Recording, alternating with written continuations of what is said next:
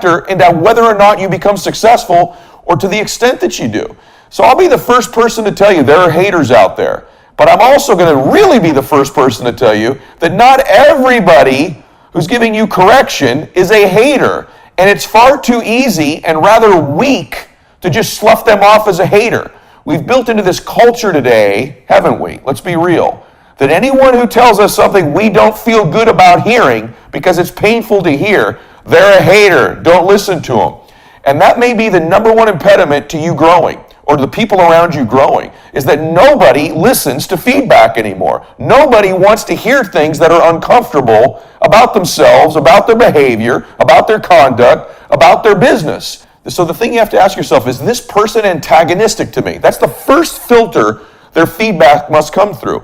There are many people in your life who are not antagonistic towards you or to your success. In fact, they'd love to see you succeed, but they're observing things that they're concerned about. For example, when I started out in my business career, I remember my parents being very concerned for me, that I was making a bad choice, right? That I wasn't using my college degree that I'd worked so hard to get. They weren't haters. My parents weren't haters. They were concerned. I was best, and I did respond to their concerns as best I could, but I didn't slough it off. I listened to it, and then I put it in the category it belonged in. I've also have people daily giving me feedback on how I can do something better, or where my performance didn't measure up, or a different tactic or direction or strategy or approach they think I ought to take. These people are not haters of mine. They're trying to help me get better. And in your life, you have to distinguish between these people, because many of us today, we're just sloughing it all off into the hater category. And then you know what? There are people who are giving me criticism, constructive criticism. Hey man, wake up. You keep going down this path. You keep making that choice. You keep repeating this mistake. You're going to a path to nowhere. And so distinguish between haters who are, and here's how you know, they are antagonistic. They are rooting against you. Your success and your progress is a threat to them because they're not growing, they're not succeeding, and they're being average. That's an antagonistic person. That's a hater. And so you need to be able to make this decision. When in doubt, they're not one, by the way. But there are going to be people, lots of people, that your growth, your change, the transformation you're going through threatens them. It threatens their very existence. They think you may leave them. They think you're going to outgrow them. It exposes their lack of growth, their lack of progress. You need to understand who they are. You need to react accordingly. You don't listen to them, and in some cases they need to be removed from your life. And if they're not removed from your life, the emotions attached to what they think, feel, and say are removed. And you don't listen to anything they have to say. Those are haters. But then there are people who are giving you criticism. And the people that I know in my life that are the most successful want criticism. They want feedback, and they appreciate some concern. And so ask yourself, was this person giving me criticism? And if they did, how did you respond to it? Did you make the course correction? Did you repeat the mistake again? Is this something that if you don't improve it, it's going to hold you back from your success? And do they have your best interest in mind? The second part is someone's concern for you. Maybe they love you. Maybe it's just that they love you and they're concerned, right? And we're going to talk about this in a minute. Love them back. Continue progress. Continue to go towards your dream, but don't categorize them as haters. Don't become antagonistic towards them when they're not towards you. This starts to happen. We start to have these relationships in our life because of this hater culture. We all believe everyone's a hater. We start to have people who love us, who are just concerned for us. We begin to move them out of our life because we can't distinguish, or you don't distinguish, between the fact that they love you when they're concerned or they're hating on you. There's a big difference between those. And so maybe it's just they're worried for you. And maybe they're wrong, and you can love them as they're wrong, but treating them as a hater is completely different than loving them back and moving on anyway. And then there's those that give you feedback. And feedback is, hey, here's what I noticed. Be careful about this. This is an observation of mine. Maybe you want to go this direction. Here's someone you ought to meet. Here's a decision you better be avoiding. Here's a mistake I've made myself. Don't make the same one. And that's feedback. So distinguish between those three places. And the way we do it is their intentions. Now, sometimes in our lives, we don't know. These haters out there, they exist. Believe me, I have them all over the place. I've had them all my life. Some of the haters in your life are the best at trying to pretend to be concerned, aren't they?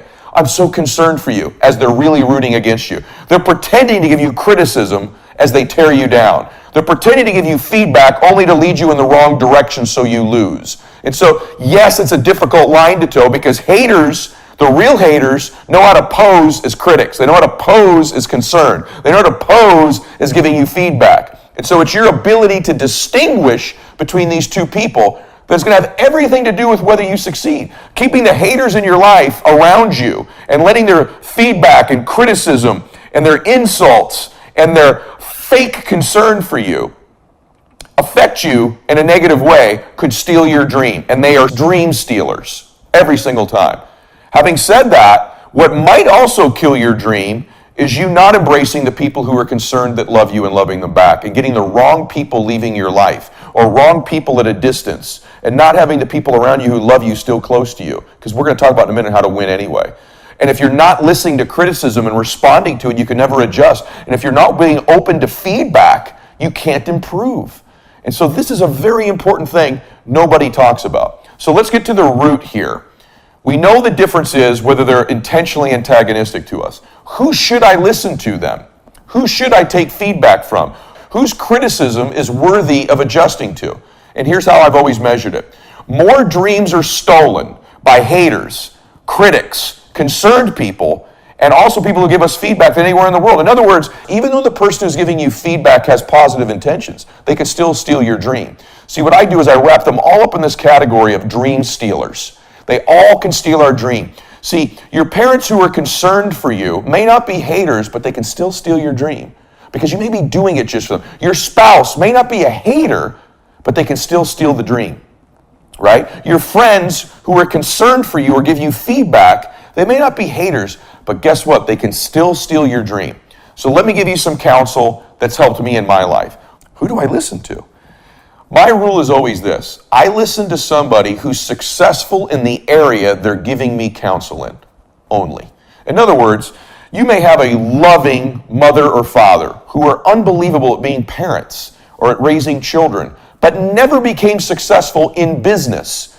I would submit to you that you should be taking advice and counsel from those people on parenting, on raising a family, but not in business. Furthermore, you could have somebody that's a great business mentor of yours who can give you great feedback, great counsel in business, but I wouldn't take their advice in parenting if they've been divorced 3 times.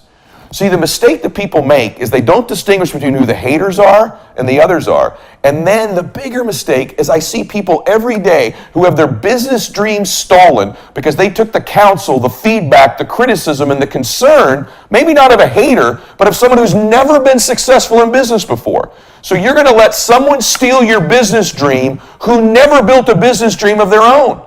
This happens every single day. If someone's not successful in business, why in the world would you ever let their hating, their criticism, their feedback, or their concern impact you in any way?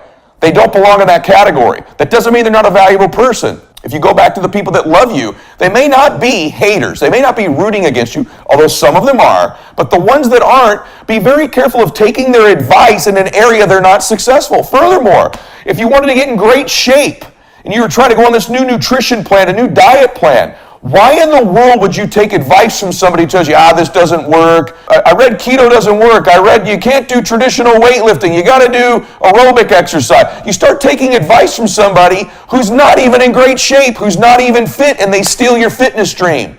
This is true in every single area. Take counsel from people who are successful in the area you're trying to be successful in. You have to compartmentalize success. Is it not true that you know people that are in incredible shape but are a mess financially? Why would you listen to your trainer if they're broke about how to get rich financially? Why would you listen to the financial person about how to get in great shape unless they're also in great shape? Why would you take counsel from fools in areas where they're fools?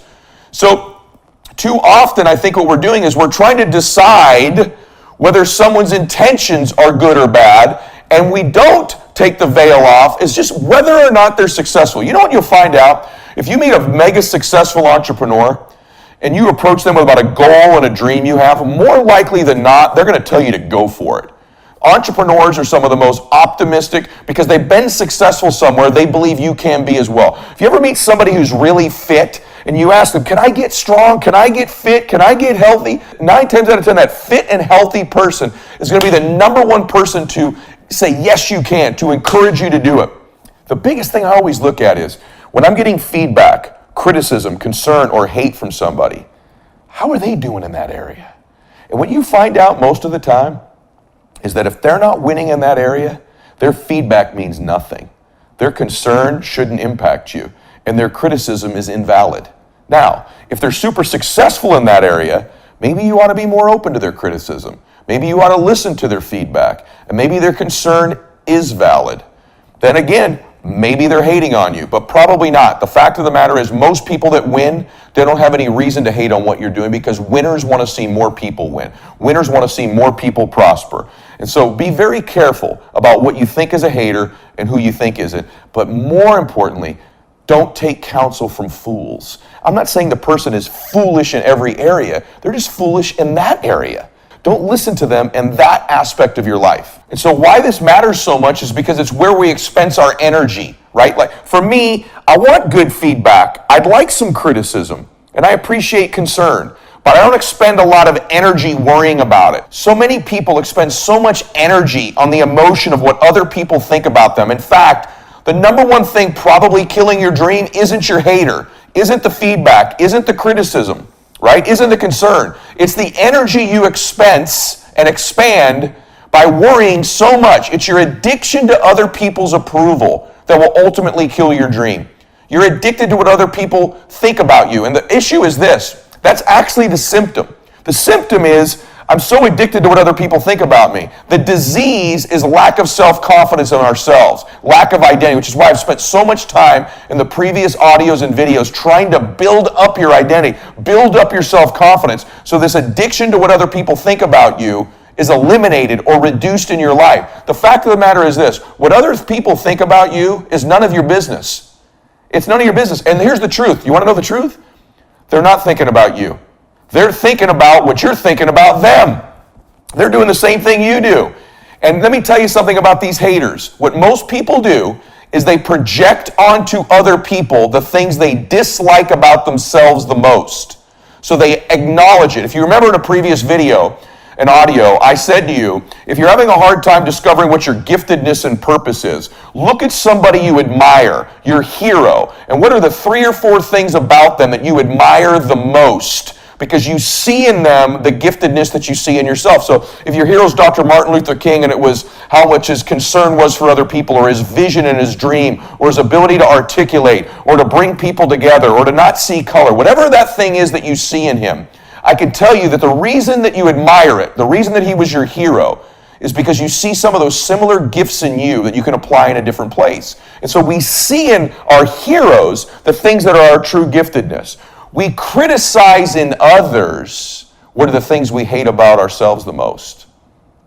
And so most of the time when someone is hating on you, they are projecting on you. Oh, she thinks she's so incredible. She just wants people to like her. He's all about the money. He just wants people to like him. All he does is work. Whatever it is, they're projecting onto you the weaknesses and negative things they see in themselves. Either they don't work hard, so they criticize you for working hard.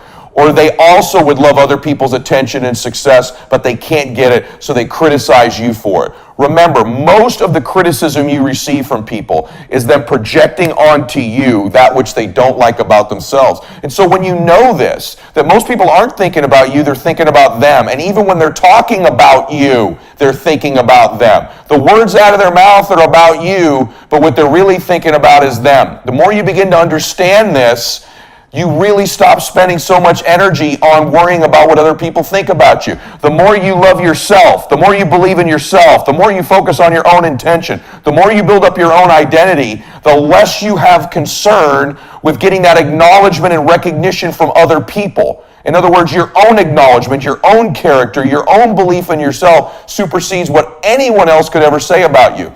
It is a sad existence on earth and will eventually lead, in my opinion, to an unfulfilling life if everything is about what other people think about you. I had a specific audio and video where I suggested to you that you are not your possessions. You are not your achievements. You are not what you look like. And you are not what other people say you are. When you can begin to own that, you start to piece together all of the trainings I've put together for you, from self-confidence to transferring energy to eliminating self-doubt to vision, all the things we've been covering here. And when you begin to piece all of this together, you'll begin to have the picture of how to deal with haters. You must distinguish between who is and isn't one. You must only take counsel and feedback from people that are successful in that specific sector of their lives. You have to know when someone's hating on you, they're really hating on them. That is a fact, I can promise you. I can promise you, when you're hearing someone gossip about other people, they're typically projecting onto them and talking about things about themselves that they hate, that they despise, that they wish they could improve. But rather than have the courage to improve their own life, they'd rather just tear down and criticize others. There's this great saying that says, you don't build the tallest building in town by tearing down everybody else's. You build it by building the tallest building. So what are a couple final tips you could use to help you deal with haters, or at least respond favorably to improve from criticism, feedback, and concern? First thing is this person antagonistic to my success? Are they antagonistic toward me? Are they rooting against me? You have to ask yourself that. If they're rooting against you and they really just want to see you lose, they're pretending to be concerned, they're posing as a critic, they're posing as giving you feedback, then this is something that you just completely eliminate from your life. This is someone who should not be in your space, they should not be in your life, they should at least not be in your proximity. That's number one. Number two, you have to be self-aware. Do a self-audit to ask yourself, this piece of information, this feedback, this criticism, this concern, if I implemented it and made this adjustment, would I get closer to my outcome? Would I get closer to my goal? Does it serve me to do so? The third thing is, can you compound the effect of what they've given you? In other words, I believe in this concept I call compound pounding. Compound pounding. What it means is we underestimate the relentless pursuit of something over and over again and its impact on us. So for example, there's these great rock outclaves that happen right here in the ocean. And that is from the ocean just compound pounding on those rocks. They've formed a whole new structure. They've broken the rock down over time. The wave after wave, pounding and pounding and pounding against the rock, compounding its effect over time. Most people never measure or calibrate the power of compound pounding in their life. In other words, letting their efforts multiply, letting their efforts compound. If I took this feedback, if I took this criticism, if I took this information, and I decide that, yes, if I applied it, I could improve, it's measuring and having some belief that there's this compound effort over time, that this little course correction over time directs us in a completely different place eventually in our life. Most people don't give themselves credit for compound pounding, which leads to point 4.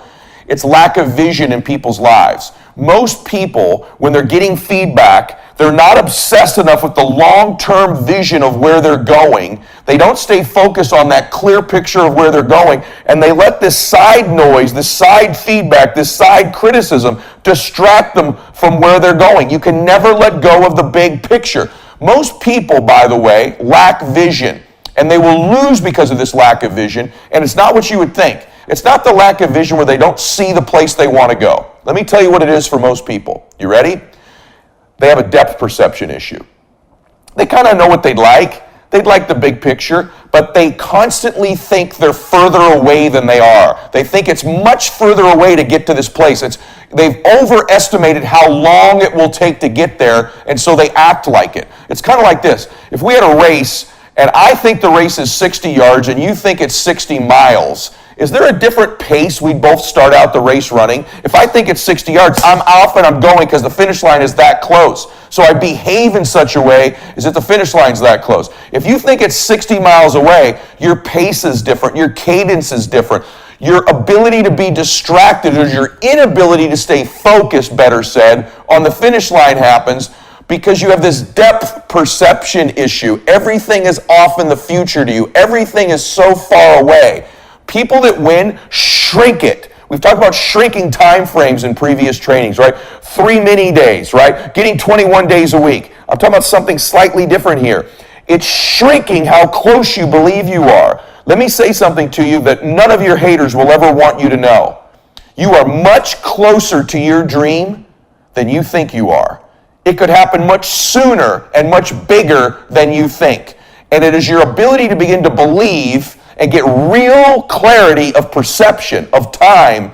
It is much closer than you think it is. And it's your ability to begin to not only get clear about what it is, but bring it closer. Believe it's going to happen sooner, that will get you to act faster and be less distracted by the feedback or the weather that happens while you're on this run. A 60-yard sprinter, boom, they're gone. They don't need to worry about conditions, what's going to happen around them, who thinks what, crowd noise, the path, any of that stuff. It's now.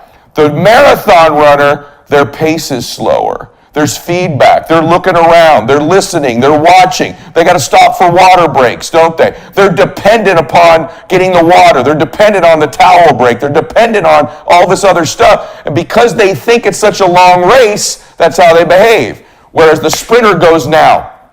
So it's your lack of depth perception. It's your lack of understanding of how close it is that allows the noise, the criticism, the feedback to impact you negatively. And the last point is this. You need to accept the suffering. You need to embrace the suffering. Here's the truth. There's two types of suffering that's going to happen as you chase your dream. There's either the real suffering, which is the going through the hardships, taking the rejection, making the phone call and having somebody not show up. If you're on a fitness journey, it's the real suffering of eating cleaner. It's the real suffering of hitting the gym when you're tired and sore. If you're an entrepreneur, it's the real suffering of the false start and then the setback, the false start and then the setback. It's embracing the suffering. See, once you decide, I know I'm going to have to suffer to get there. I know that's part of the journey for me, and I'm going to talk about this at length in another audio. Once you accept that there will be suffering, right, it becomes so much easier when it comes your way. It's just something you know is part of it. You don't see the suffering as some sign you should stop, or the suffering as some sign that you're not cut out to do it, or that it's not your time, or you should go in a different direction. Because you're sprinting all the time, and the dream is closer than you think it is, and you accept that you're going to suffer on the way there, it makes it so much easier as the suffering comes to just know it's part of the process. And here's the hook, though. It's the type of suffering. Are you going to go through the type of suffering that gets you closer to your dream, or the suffering that moves you further away? The real suffering is a good thing. It moves you closer towards your dream. It's the unnecessary suffering that these haters put you through that isn't fair to you. It's the suffering of emotion you feel. It's the suffering of fear you feel, of doubt, of anxiety, of wanting to please everybody. This is what I'd call false suffering. This is what I would call suffering with no value, suffering with no finish line, suffering with no dream. I'm willing to suffer, and I accept the suffering in moving towards my target. I'm going to get knocked down, I got to get up. The race is going to be painful. I'm going to get tired. I'm going to get fatigued. I'm going to get rejected. I'm going to fall behind. Then I'm going to go in the lead. Then I'm going to fall behind again. I'm going to have all kinds of suffering to get to that finish line. And I'm willing to accept that suffering in order to win. And you need to accept the suffering as well. What you don't need to accept is the type of suffering that is put upon only in your own head, put upon by outside forces, the type of suffering that most people go through every single day, that is totally unnecessary suffering, that causes you not to go through the real suffering that gets you closer to your goal. If you're suffering emotionally, if you're suffering because of what other people think about you, if you're suffering because of these dream stealers in your life, this is what I'd call false suffering that gets you nowhere. You're going to suffer, and you should embrace the suffering. It's actually a beautiful thing. There's something beautiful once you say, I'm going to have to suffer to get there. But this suffering's beautiful because here's the truth. The price you will pay to get your dream pales in comparison to the price you will pay if you don't get your dream.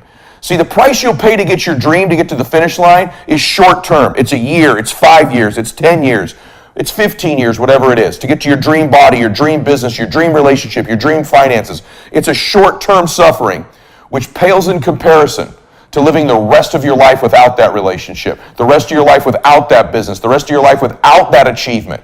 See, the price you'll pay, again, to achieve your dream, once you accept you'll have to suffer and pay a price, is insignificant compared to the price you will ultimately pay if you don't. That's a lifetime of suffering. But what will steal that dream from you, what will steal the ability to pay that price, is suffering from what other people think about you, suffering from these relationships in your family, suffering from feedback from people who aren't concerned about you, who are antagonistic towards your fate, antagonistic towards your future. You're going to suffer. Make sure it's the good suffering, the suffering with a reward. There's no reward to the emotional suffering you're going through, worrying about your haters, worrying about what people think about you, worrying about the detractors. I'm not here to tell you, as your friend, as a mentor, that suffering is a bad thing, or that suffering towards your goal is something you shouldn't embrace. I embrace it all the time.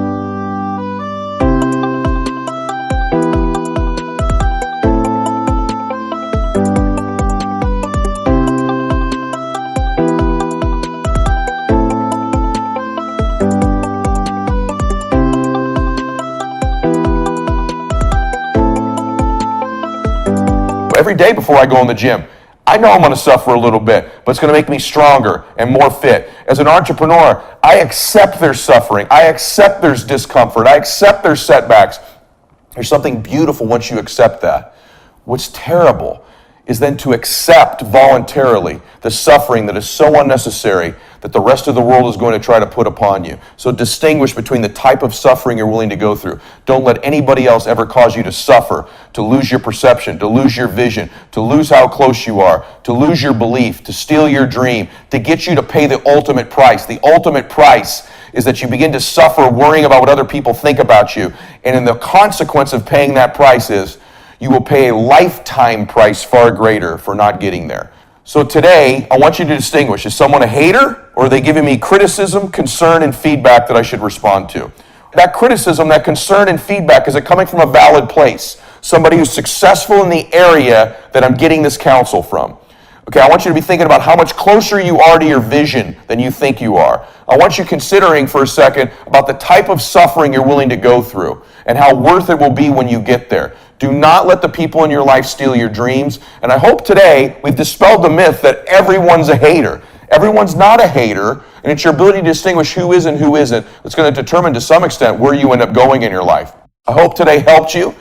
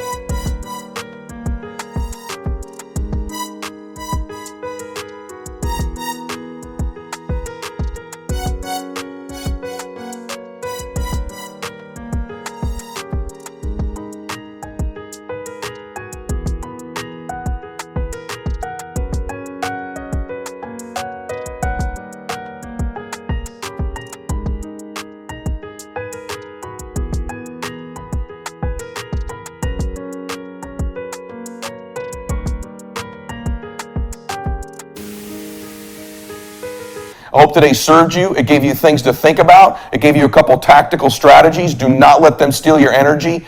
And if you enjoyed today's program, remember this. Refer people. Share this with people. It's the #1 program in the world for a reason. #1 personal development content on planet Earth. It's new, modern, cutting edge, and it's the best content, in my opinion, that exists in the world today in life strategy, personal development, and peak performance. If you feel that way, share it with people. If you're listening to this on the audio platform, go subscribe to the video version on YouTube. If you're watching this on YouTube, go get on iTunes or Spotify. And remember this, guys, every day on Instagram, I run the Max Out 2-minute drill in an effort to engage more closely with you. I read all of your comments, no matter how many thousands there are. I at least read all of them, and I try to respond or like the majority of them because I want to engage more closely with you. And so we've set up this new max out 2-minute drill where every day when I make a post on my main feed on Instagram, within the first 2 minutes, so turn your notifications on Instagram. Within the first 2 minutes, if you make a comment with a hashtag max out, every single day I select a winner. That winner gets a coaching call with me, one of my guests, max out gear, autographed copy of my books, all kinds of cool things. And so that's every day, the first 2 minutes on Instagram with hashtag